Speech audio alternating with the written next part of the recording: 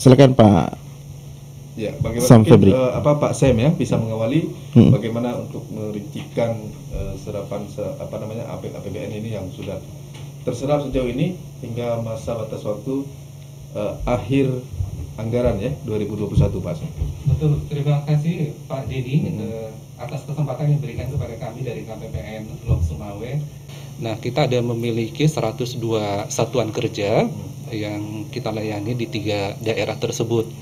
Kemudian untuk transfer ke daerah dan dana desa ini berupa DAK fisik dan dana desa. Nah, untuk sampai tanggal kemarin 29 November, nah ini kita sudah menyalurkan untuk yang ke satuan kerja kita, satuan kerja lembaga sebanyak 102 tadi, itu totalnya sebanyak 1,8 triliun rupiah atau sudah terserap 86,23% dari total pagu keseluruhannya 2,09 triliun. Nah, ini terbagi dalam 4 jenis belanja, yaitu belanja pegawai, belanja barang, belanja modal, dan belanja bantuan sosial. Belanja pegawai ini seperti untuk pembayaran gaji, termasuk gaji RRI ya.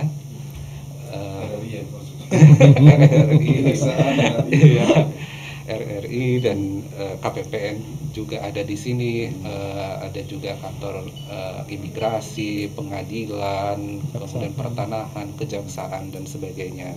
Kemudian untuk belanja barang, nah ini biasanya untuk keperluan operasional kantor tersebut. Ini ada pagunya sebanyak 473 miliar dan sudah kita salurkan 386 miliar atau 81,5%. Kemudian untuk belanja modal, nah belanja modal ini biasa ada contohnya seperti untuk pembangunan gedung, untuk pembelian kendaraan dinas, ambulans atau dan sebagainya, peralatan mesin termasuk komputer, laptop. Nah, ini total pagu keseluruhannya 92 miliar.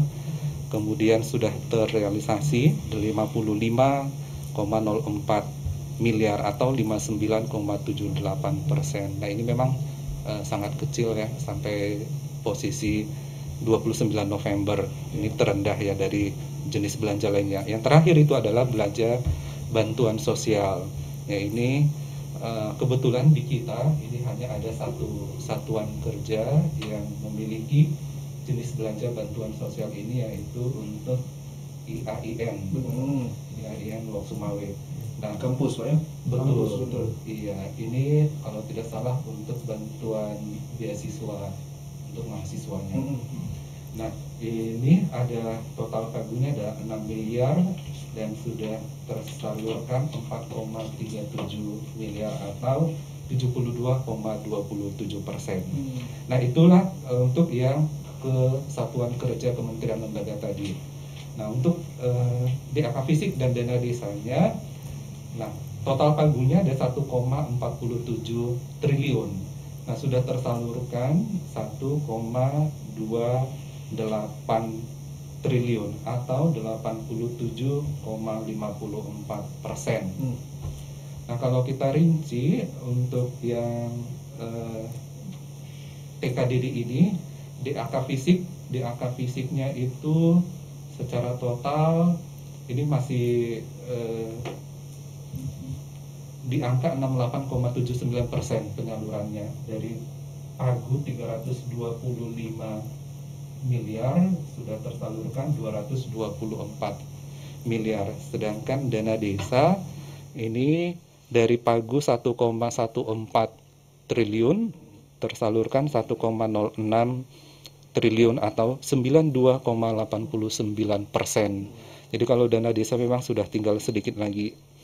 Nah, kalau kita rinci lagi dari per wilayah, karena ada 3 kabupaten Pemda ini, Pemda Aceh Utara, Pemda Biren, dan Pemda Kota Lok Sumawe.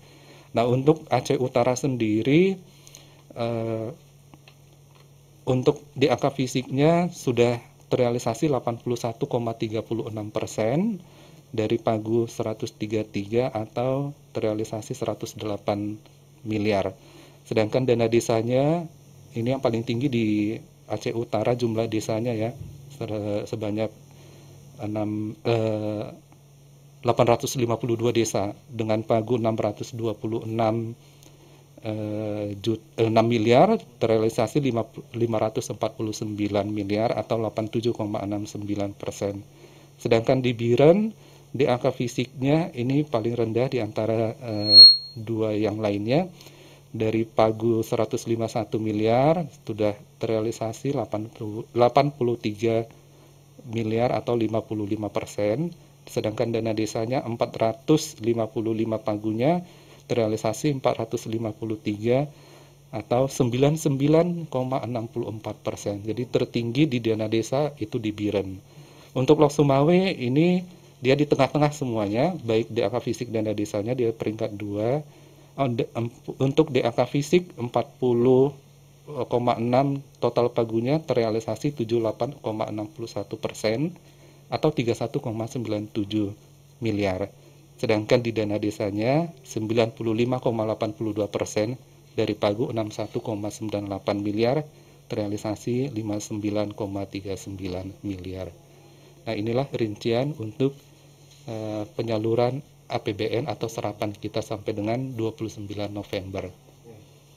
Oke, ya, kemudian bagaimana tadi sudah menyimak juga ya? Iya, benar sekali. Sudah transparansi ya? Iya. Rata-rata di atas 80% semua, Pak ya? Betul, Pak. Iya, Jadi rata-rata. yang masih tertinggal ini biasanya di belanja pegawainya karena memang masih ada bulan Desember nih atau Nah, justru kalau yang paling tinggi itu belanja pegawai. belanja pegawai. Iya, karena belanja pegawai tiap bulan selalu ada. Kalau kita lihat tadi di belanja pegawainya itu sudah 89,34%. Ini sebetulnya kalau kita masukkan lagi gaji besok kan sudah gajian. Iya, kalau kita masukkan gaji besok itu kan SP2 itu sudah jadi, Pak. Iya. Nah, sekarang ini uangnya sudah di bank ini, tinggal masuk ke rekening kita aja nih besok nih. Nah, jadi SP2-nya itu sudah jadi. Nah, kalau kita tambahkan untuk yang besok itu sudah 92, sekian persen ya. Iya. Nah, yang terendah itu memang masih di belanja modal. Nah, kita pahami juga memang belanja modal ini karena beberapa memang ada yang banyak yang memang yang dikontrakkan. Nah, dikontrakkan ini dia terminnya ada yang memang jatuh temponya masih harus di bulan Desember pembayarannya itu. Nah, sehingga sampai saat ini untuk belanja modal masih 5. Iya. Untuk yang KL Kementerian Lembaga, iya. Ya, untuk DAK fisik memang juga masih rendah dibandingkan dana desa. Secara keseluruhan di angka fisik 68,79%. Nah, ini hampir mirip sih seperti belanja modal karena memang banyak untuk ada juga untuk konstruksi, misalnya untuk pendidikan, di bidang pendidikan.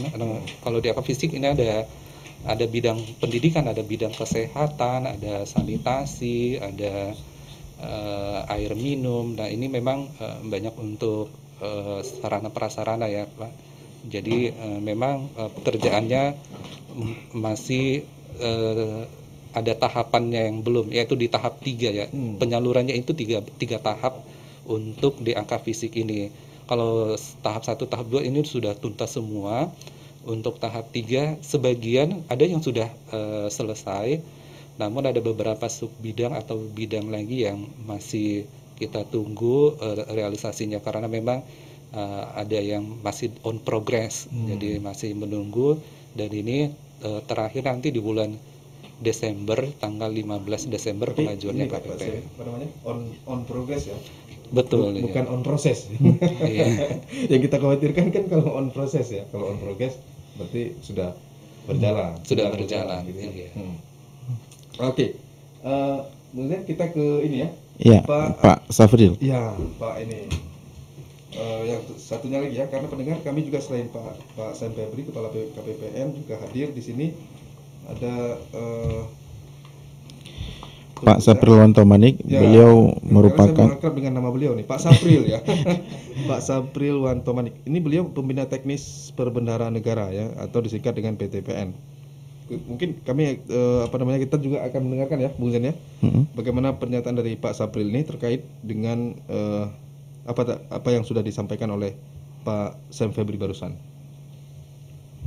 Benar sekali apa yang disampaikan oleh Bapak Sam Febri, Kepala KPPN, bahwasanya untuk belanja barang dan belanja modal itu sendiri, penyebab rendahnya itu salah satunya ya terkait itu tadi, kontrak yang rencana pembayarannya itu akan dilakukan, ada yang bertahap, ada yang sekaligus, akan tetapi akan bisa dibayarkan setelah barang diterima. Kita sudah melakukan fokus group discussion kepada beberapa satker pada bulan Oktober kemarin. Jadi permasalahannya itu adalah memang beberapa barang-barang tertentu yang tidak tersedia di Lok Sumawe, Biren ataupun sekitarnya yang harus dipesan secara melalui e-katalog dari luar kota, terkendala dari produksi. Salah satunya karena PPKM yang kita ketahui beberapa tahap yang berlaku dalam tahun ini. Jadi produksi itu ada yang terkendala, dibatasi, dibagi beberapa batch yang menyebabkan penyediaan barang, contohnya peralatan elektronik itu terhambat. Hal-hal seperti inilah yang menyebabkan rendahnya dibelanja barang untuk pengadaan ataupun di fisik yang memerlukan bahan-bahan yang harus didatangkan dari luar Lok Sumawe. Selain itu juga kita sudah koordinasi bahwa untuk bulan Desember ini mudah-mudahan tidak ada kendala, dan demi menghindari terjadinya penumpukan SPM di satu hari, KPPN juga berdasarkan perdirjen yang telah diterbitkan oleh Dirjen Perbendaharaan ada namanya langkah-langkah akhir tahun. Nah, langkah-langkah akhir tahun sendiri diatur di Perdirjen 9 tahun 2021. Ini kita sebenarnya langkah-langkah akhir tahun itu sudah berjalan dari bulan Oktober, Pak. Iya, Oktober langkah-langkah akhir tahun, November langkah-langkah akhir tahun, dan akhir tahunnya itu di Desember. Jadi bulan Oktober sudah berjalan, kita sudah berkoordinasi meningkatkan terus sinergi dengan mitra kerja kita Satker agar meningkatkan pembayaran, realisasi dan sebagainya dengan mematuhi Perdirjen 9 itu sendiri. Dan juga di bulan Desember ini ada 10 tanggal penting. Kita udah informasikan juga melalui media WhatsApp. Iya, ada 10 tanggal penting diawali dengan tanggal 3 nanti. Tanggal 3. Iya, tanggal 3 nanti itu adalah batas akhir pengajuan SPM LS kontraktual yang 3 Desember ya. penyelesaian pekerjaannya sampai 30 November. Sampai 30. Iya, Berarti batasnya tanggal 3. tanggal 3 nanti. Ada 10 tanggal penting ya, sudah Ada 10. Kita sudah share juga. sudah ditanda-tandain ya. Betul. Yang lainnya apa itu? Tanggal 6. Tanggal 6 ada, tanggal 7, tanggal 10 sampai dengan terakhir itu di tanggal 24. 24 SPM batas akhir KPPN menerima SPM dari Satker. 24 Desember nanti. Itu paling akhirnya. Betul. Dan yang kedua yang perlu diingat yang tadi ya, 10 kan, sorry. Oke. Iya, tanggal-tanggal 10 penting. tanggal penting. Nah, bagi bendahara semua Satker ya. Betul sekali, Pak. Kalau tidak itu, kalau misalkan lebih itu bagaimana? Atau melewati batas waktu itu bagaimana, Pak? Untuk sementara ini kita berupaya meningkatkan komunikasi dengan Satker agar jangan sampai. Jangan sampai. Iya. Soalnya kalau sudah melewati itu nanti ada mekanisme khususnya, tetapi memerlukan persetujuan dari eselon 1 masing-masing kementerian. Jadi butuh waktu yang lebih lama lagi. Oke. Betul, Jadi Pak. itu tanggal penting yang harus diingat ya. Benar sekali, Pak. Dimulai 3 Desember. 3 Desember nanti. Nah, ini kan masih dalam keadaan pandemi. Apakah pandemi ini termasuk menjadi salah satu hambatan untuk beberapa bulan ke depan dan hingga menjelang akhir tahun ini realisasi anggarannya, Pak? Ya, secara teknis ya sekarang sudah Norm new normal sebetulnya ya Pak, karena pandemi ini sudah berlangsung hampir 2 tahun ya, karena sudah dari tahun lalu dan kita di Kementerian Keuangan khususnya Ditjen Perbendaharaan sudah melakukan antisipasi terhadap pandemi ini dalam proses bisnis yang kita lakukan. Nah, jadi sebetulnya kalau hambatan sekarang ini karena sudah berjalan di tahun kedua tidak ada lagi ya, semua sudah bisa dilakukan dengan baik. Satuan kerja dalam mengajukan SPM atau surat perintah membayar ke KPPN tidak perlu harus datang lagi ke KPPN, bisa lewat rumahnya sendiri atau dari kantornya juga bisa bekerja. Jadi hambatan-hambatan ini sudah bisa kita atasi dari sisi pengajuan pembayaran. Nah, kemudian dari sisi teknologi kita juga sudah membuat terobosan-terobosan, beberapa penyempurnaan seperti tadi yang sudah disampaikan oleh Bang Sapril tentang Sakti, itu juga salah satu upaya kita untuk simplifikasi atau penyederhanaan proses bisnis. Sebelumnya ini kan satuan kerja memiliki banyak aplikasi Pak. Ada aplikasi namanya SAS untuk pembuatan SPM, ada Saiba, ada aplikasi persediaan. Nah, ini semuanya menjadi satu di dalam aplikasi Sakti tersebut. Sistem aplikasi keuangan tingkat instansi. Jadi diharapkan ini memang benar-benar sakti. Jadi aplikasi sakti ini sebetulnya sudah digunakan beberapa satuan kerja di kementerian lembaga. Untuk yang di wilayah kerja KPPN Sumawe ini ada di Satker Kementerian Keuangan seluruhnya, KPPN, KPP, Bea Cukai dan KPKNL sudah menggunakan. Nah, kita sekarang ini untuk di luar Kementerian Keuangan sekarang akan dimulai di pengajuan gaji induk Januari nanti. Nah, aplikasi Sakti yang digunakan sudah berbasis web. Jadi bukan Sakti desktop. Kalau desktop kan kita harus install dulu di komputer tertentu atau laptop. Nah, kita harus bekerja di situ. Nah, kalau yang sudah berbasis web ini di komputer mana saja, di laptop mana saja, gadget mana saja kita bisa melakukan pekerjaan kita. Dan ini sangat memudahkan. Jadi pandemi tidak menjadi alasan. Tidak menjadi alasan. New normal tadi. Ya, dengan new normal. Dan ada fasilitas-fasilitas yang bisa digunakan jarak jauh sebetulnya. Ya? Betul Pak.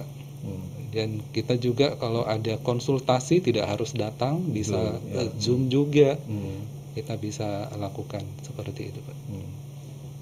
Kalau itu kemudahan, ya, kemudahan era teknologi. Iya.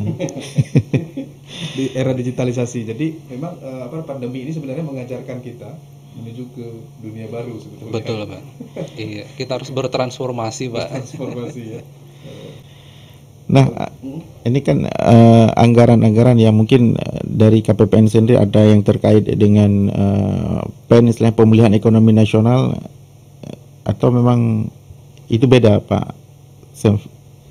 Ya, sebetulnya ada Pak untuk anggaran-anggaran tersebut, pemulihan ekonomi nasional itu sudah disediakan ya Pak dari kantor pusat, dananya ada untuk beberapa klaster yang ada untuk seperti PKH, untuk bantuan sosial tunai.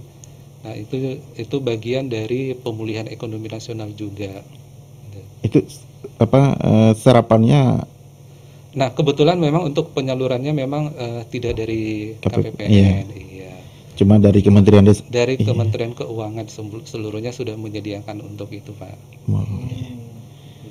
Nah, kalau dana desa aman Pak sejauh ini ya? Dana desa untuk saat ini kami sudah cukup menggembirakan yang tadi saya sampaikan, secara total itu sudah mencapai angka 99% ya Pak, 92 tadi ya, 92,89%. Nah, dana desa ini dia ada 3 jenis, ada yang untuk penanganan COVID, yang memang diwajibkan ya, atau di earmark namanya 8%. Ini sudah seluruhnya salur kemarin itu di awal.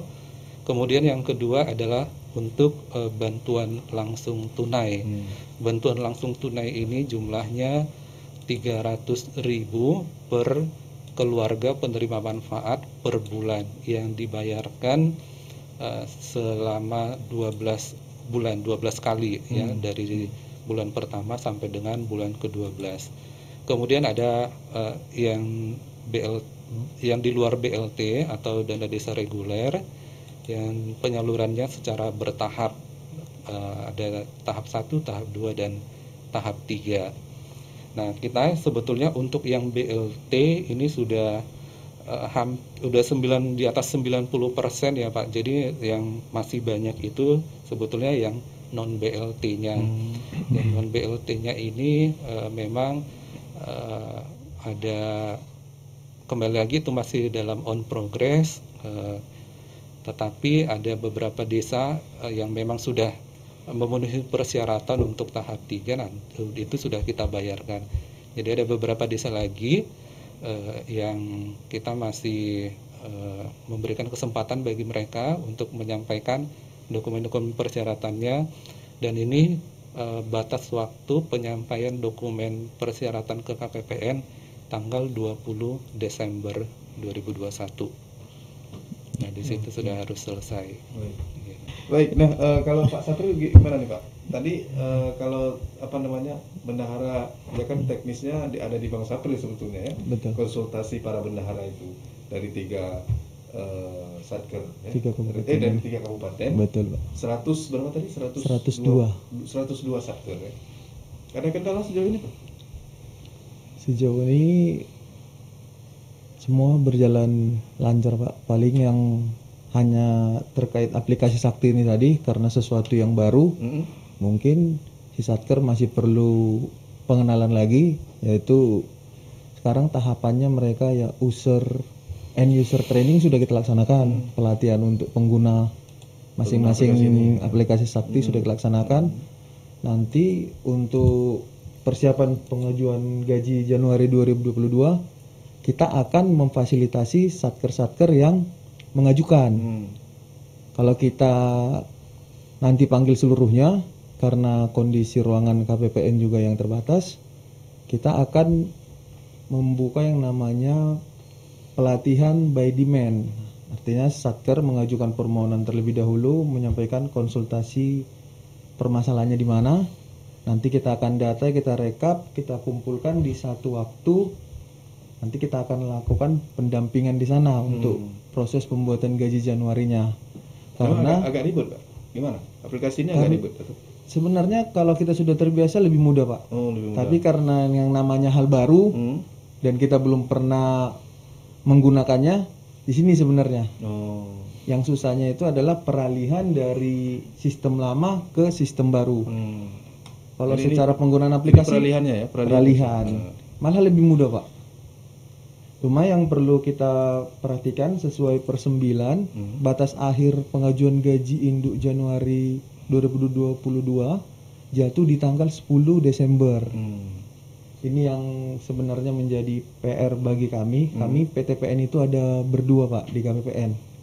Jadi PR bagi kita berdua untuk meningkatkan komunikasi ke Satker agar segera mengajukan SPM gaji induk Januarinya 10 Desember.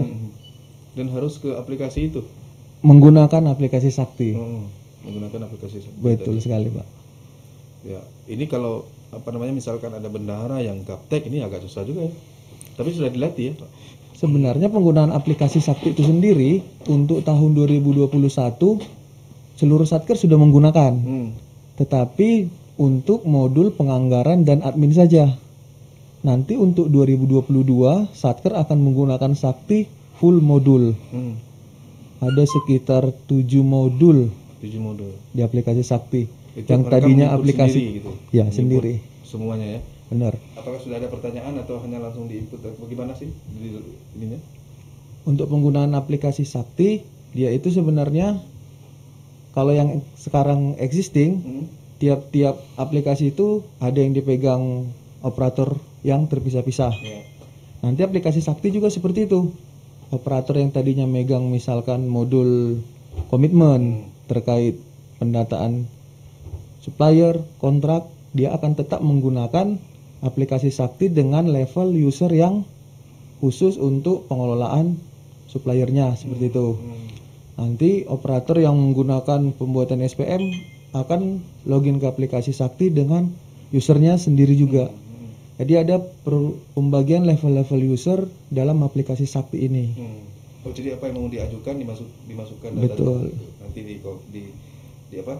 Direkam datanya. Direkam datanya kemudian oleh PPN gitu. iya. Karena unik juga ya kalau aplikasi keuangan. Itu pasti orang keuangan yang lebih tahu ya. Bendahara kita sudah keren-keren. Keren-keren Pak. semua. Iya, bukan kayak bendahara yang dulu lagi.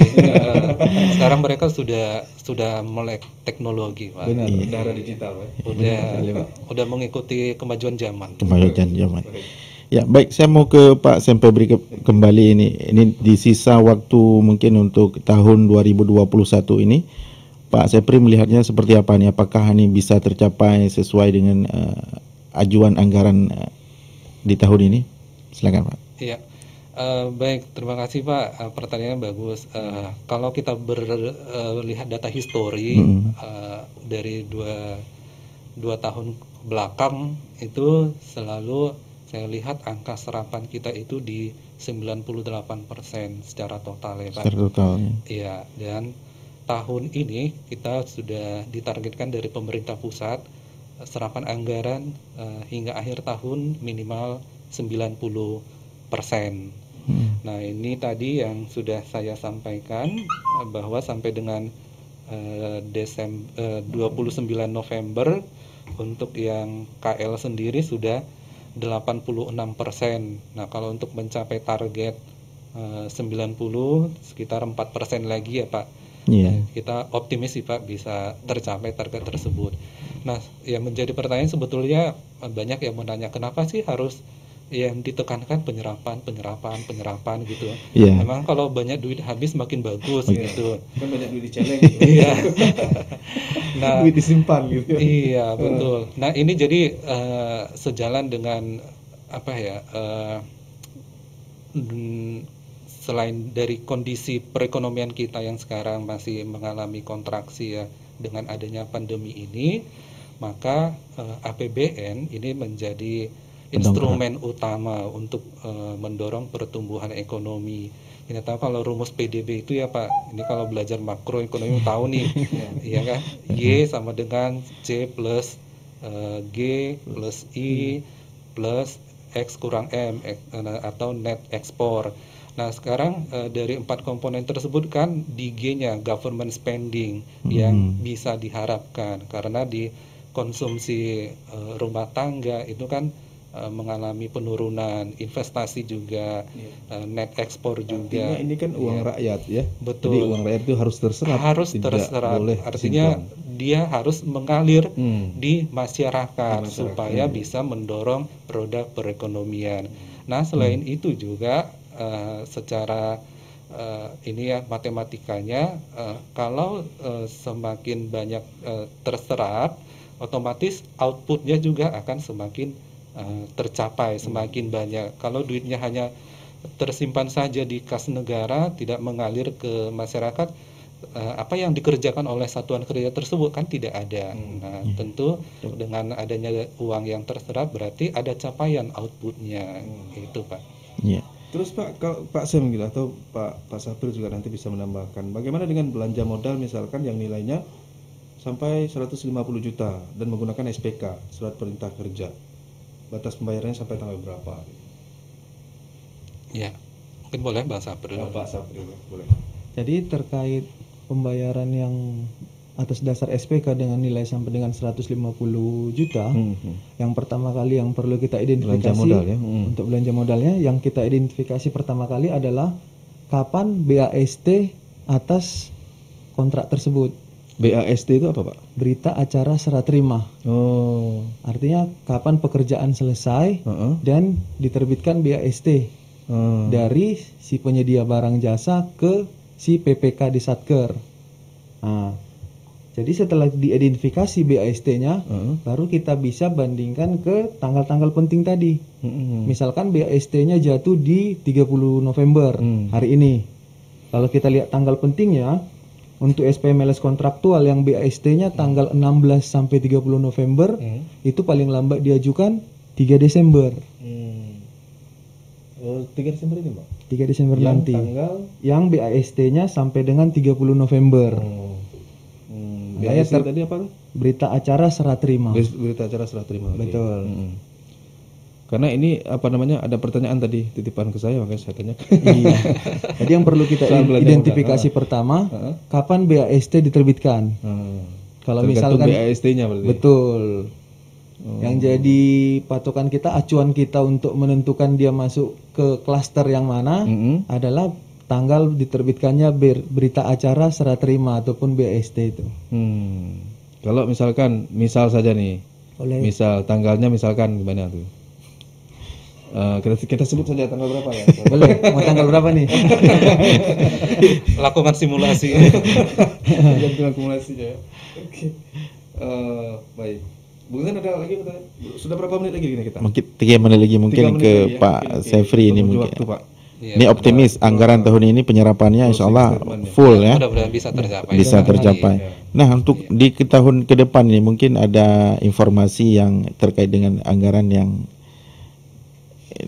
ingin disampaikan nih Pak. Ya, baik, terima kasih Pak. Untuk tahun 2022, nah kita kemarin ya Pak sudah dilakukan penyerahan DIPA ya Pak di Istana Presiden. Kemarin saya juga mengikuti secara virtual. Nah, untuk satuan kerja kami himbau bisa dapat mengecek ya, sebetulnya sudah bisa masing-masing satuan kerja melihat berapa dana yang untuk tahun 2022 melalui aplikasi Sakti tadi Pak. Itu sudah bisa terpantau dari sana. Nah, kami harapkan dengan adanya informasi tentang dana untuk tahun 2022, satuan kerja mulai saat ini sudah bisa merencanakan kegiatan-kegiatan yang akan dilakukan di tahun 2022 berdasarkan alokasi dana DIPA yang sudah diterima tersebut, sehingga diharapkan penyerapan atau realisasi di tahun 2022 dapat lebih proporsional, tidak terjadi penumpukan di akhir tahun lagi. Nah, ini supaya APBN tersebut dapat mencapai tujuannya secara optimal untuk meningkatkan perekonomian masyarakat ini, Pak. Jadi kami harapkan segala pekerjaan terlebih dalam belanja modal tadi ya Pak, yang memang sampai saat ini masih yang terendah ya Pak, sudah mulai bisa dilakukan proses tender atau lelangnya, sehingga nanti mulai bisa dilakukan penandatangan kontrak di awal tahun. Diharapkan seperti itu Pak idealnya. Ya, karena sekarang ini DIPA sendiri sudah diserahkan, sudah dilakukan kemarin penyerahan DIPA. Dan untuk wilayah Aceh, rencana nanti penyerahan DIPA oleh gubernur dilaksanakan nanti di Banda Aceh tanggal 2 Desember. Iya. DIPA 2022. 2022, iya, penyerahan DIPA dan transfer ke daerah dan dana desa. Berapa Pak jumlahnya Pak DIPA kita nanti? Sudah ada gambarannya? 100 DIPA kalau kita Pak. 100 DIPA ya untuk tahun ini ya. HPPN. Cerita enggak Iya. anggarannya Pak? Oh, Besarannya itu. Nominalnya. Oh. Nah, kalau nominalnya bisa masing-masing melihat sendiri di saktinya Pak. Saktinya masing-masing ya. Iya Pak. Secara totalnya Pak, PPN kan tahu gitu ya berapa besar. Di kita belum kelihatan di aplikasinya Pak. Belum, Iya. Pak. Iya, nanti Masih kalau- di bintang berarti. bukan di bintang Pak, memang aplikasi untuk ada namanya online monitoring SPAN. Untuk 2022 belum. Ya, kita mau tuntaskan dulu yang 2021 ini. Baik, mungkin kita akhiri nih Bung Di Denny. sini ya perbincangan lintas Lok pagi dari pukul 8 sampai dengan pukul 9 tadi. Dan pagi ini bersama Pak Sam Febri, Kepala KPPN Lok Sumawe soal serapan anggaran APBN, dan juga ada Pak Sapril sebagai Kepala Teknis Pembinaan Teknis Pembendaraan negara. Oke. Terima kasih Pak kedatangannya di hari. Terima kasih Pak. Pak Sama-sama. Terima kasih Pak. Oke. Dan saya juga akan menutup perbincangan pagi ini, tapi Lintas Lux Media Pagi akan terus lanjut sampai dengan ke pukul 10 waktu Indonesia Barat. Saya Denny Usman. Assalamualaikum warahmatullahi wabarakatuh. Waalaikumsalam warahmatullahi wabarakatuh.